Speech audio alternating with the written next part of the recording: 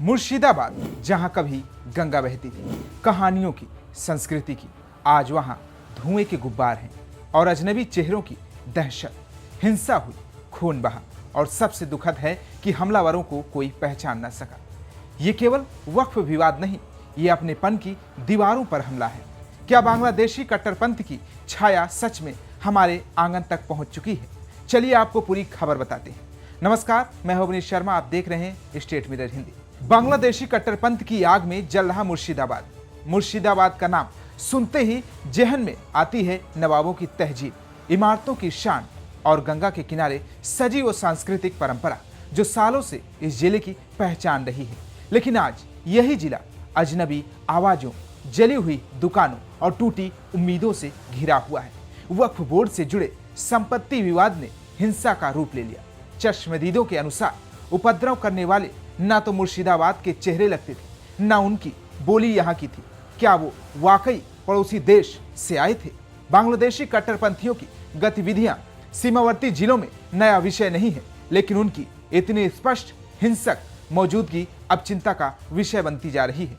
कभी मस्जिद जली, कभी किसी की दुकान, हर चेहरा डरा हुआ है, हर दरवाजा बंद है और हर माँ अपने बेटे को घर से बाहर भेजने से पहले दुआ पढ़ती है। ये वही मुर्शिदाबाद है जहाँ कभी ईद और दुर्गा पूजा साथ मनाते थे। क्या सच में किसी और की लड़ाई है?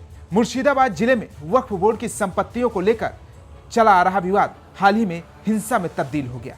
कई स्थानों पर आगजनी, पत्थरबाजी और तोड़फोड़ की घटनाएं सामने आई। हिंसा के स्वरूप और उपद्रवियों की पहचान को लेकर कई सवाल उठ रहे हैं, जिनका संबंध भारत बांग्लादेश सीमा पार से जुड़ता नजर आ रहा है। पुलिस और खुफिया सूत्रों के अनुसार घटना स्थलों पर मौजूद कुछ उपद्रवी अस्थानीय नहीं थे। उनकी भाषा, व्यवहार, हाव भाव से संदेह पैदा हुआ कि वो बांग्लादेशी घुसपैठिए थे, क्योंकि मुर्शिदाबाद एक सीमावर्ती जिला है जहां से बांग्लादेश सीमा की दूरी बेहद कम है। ऐसे में गैरकानूनी घुसपैठ का खतरा हमेशा बना रहता है।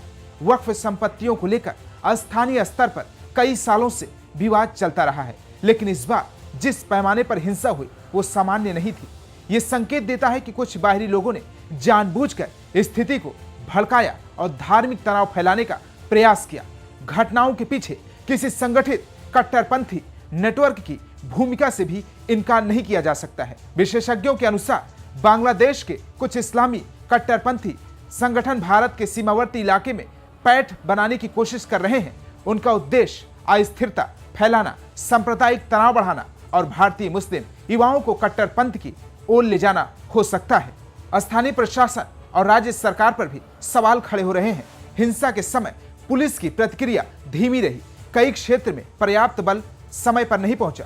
सोशल मीडिया पर वायरल हुए इस वीडियो में देखा जा सकता है कि उपद्रवी खुलेआम लाठी डंडों के साथ दुकानों पर धार्मिक स्थलों को नुकसान पहुंचा रहे थे। राज्य सरकार ने घटना की न्यायिक जांच के आदेश दिए हैं और केंद्रीय एजेंसियां भी अब पूरे इस मामले की जांच में शामिल हो रही हैं। जांच का मुख्य फोकस यही है कि क्या हिंसा एक आंतरिक विवाद थी या किसी बड़े अंतर्राष्ट्रीय नेटवर्क का हिस्सा थी। फिलहाल इलाके में धारा 144 लागू है और इंटरनेट सेवाएं अस्थायी रूप से बंद कर दी गई है। केंद्र सरकार ने सीमा सुरक्षा बल को और अधिक सतर्क रहने का आदेश दे दिया है, विशेष रूप से उन इलाकों में जहां घुसपैठ की संभावना अधिक है। तो कैसा लगा हमारे वीडियो? कमेंट बॉक्स में फीडबैक जरूर दीजिए। बाकी तमाम देश और दुनिया की खबर देखने के लिए देखते रहिए स्टेट मिरर हिंदी।